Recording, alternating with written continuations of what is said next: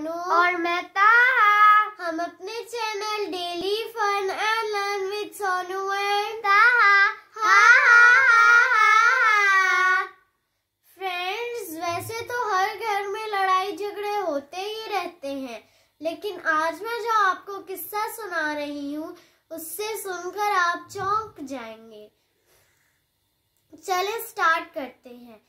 एक दफा घरेलू झगड़ों की वजह से तंग आकर एक बेटा अपने वालिद को यतीम खाने छोड़कर आ रहा था, तो उसकी बीवी ने उसे फोन किया कि वो अपने वालिद को छोड़कर आ रहा है कि नहीं।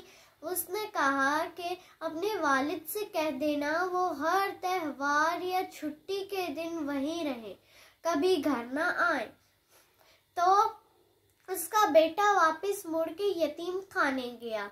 उसने देखा कि उसके वालिद यतीम खाने के सरबराह से बड़ी खुशी से बात कर रहे हैं।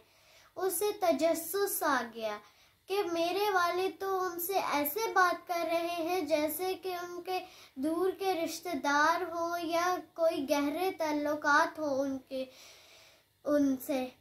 तो वो उसके वालिद उठकर यतीम खाने के कमरे में चले गए। तो उसके बेटे ने यतीम खाने के सरबराह से पूछा कि आप मेरे वालिद को कब से जानते हैं। तो उन सरबराह ने बताया कि मैं इन्हें गुज़िश्ता 30 सालों से जानता हूँ, जब ये यहाँ से एक यतीम बच्चे को लेके गए थे।